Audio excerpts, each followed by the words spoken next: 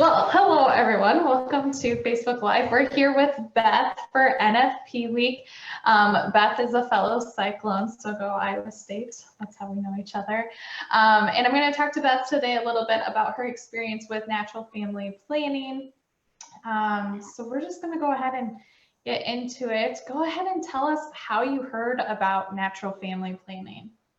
So I would say back in high school had heard really like vague things about natural family planning, more like basal body temperature, but nothing like the Creighton model or monitoring mucus or anything like that. And I would say it probably wasn't until like after college when I actually saw a lot of your Facebook posts that I learned more about it. So that's actually what got me into like researching it and learning about it was all of your Facebook posts. So that's where I learned Nice. a little I bit didn't more. even know that. So, Yeah. and what made you decide then to pursue the Creighton model instead of any of the other great methods that are out there? Um, a lot of it was again just looking at your Facebook posts and kind of seeing that and doing a little bit of research from your website and everything. But just in general about pursuing like natural family planning, I just had a lot of issues. I was on birth control from my doctor prescribed it for me because I was having really painful periods, and she kind of made it sound like this was the only way for it to get better. And so I thought, why not do it? And I just got a lot of really negative side effects from it. Mm-hmm. And like I was on the estrogen based pill at first, and that gave me really bad migraines. And then I found out that because I had this history of migraines, it actually put me at an increased risk for strokes. So obviously I didn't want to be on that.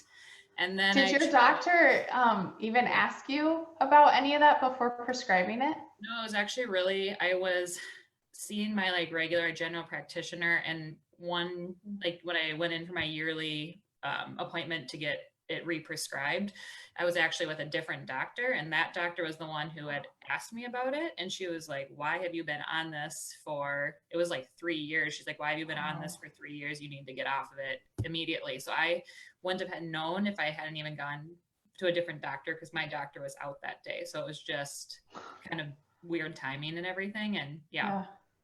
And then so they put me on like a progesterone based pill. And all I Mm-hmm. did, I just was bleeding constantly. So again, I'm like, well, I don't want to do that. No. And then so eventually I tried an IUD right when I got married. And then from that, I ended up getting an ectopic pregnancy. Mm-hmm. And so just with all of that, I was done with the synthetic stuff, and I really just wanted something natural that wasn't going to have these bad side effects. And so again, knowing that you were doing this and all that, I decided to reach out to you after all that happened. And what did you guys think of the Creighton model when you first started?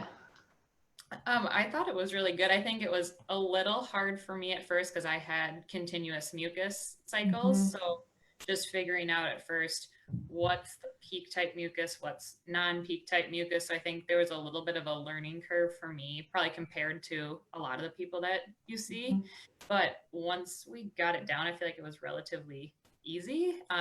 And so I think it's just like you build it into your routine and it's not a big deal at all. It's just that initial learning curve. Yeah. So for those who don't know, when we teach the Creighton model, it's a mucus only method.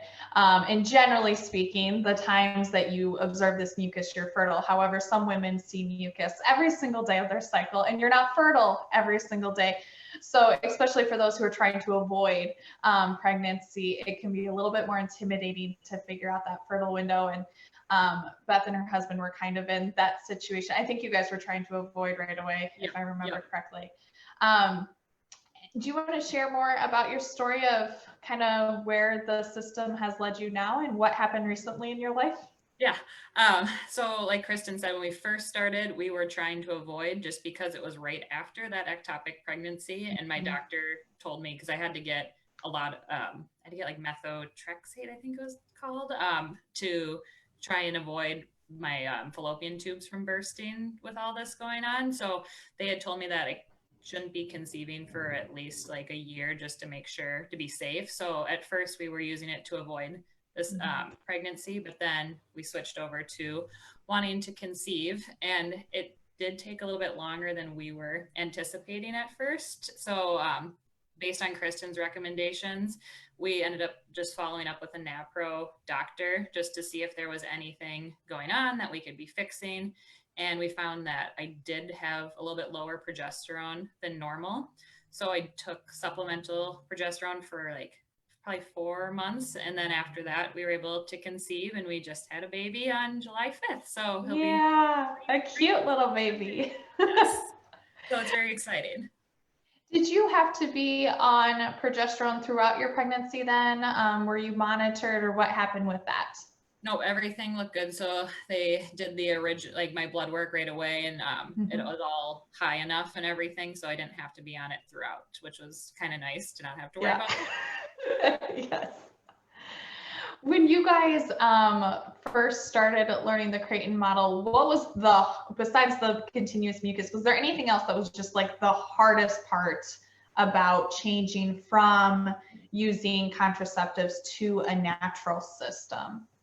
I mean, I would say just the fact that you have to be aware when you're you're peaking and everything, versus with birth control, it was kind of a free for all whenever, you wanted to do things you could. And now it was more restrictive. So I think just a little bit of that, but it actually, I feel like, made us communicate better, and we were a little bit more like in tune with each other doing it. So it was a good thing. It was just more of a transition, at first.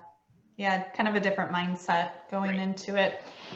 If there's anyone listening that is currently taking contraception and that's their way of family planning, but thinking about moving towards more of a natural system, what advice do you have for them?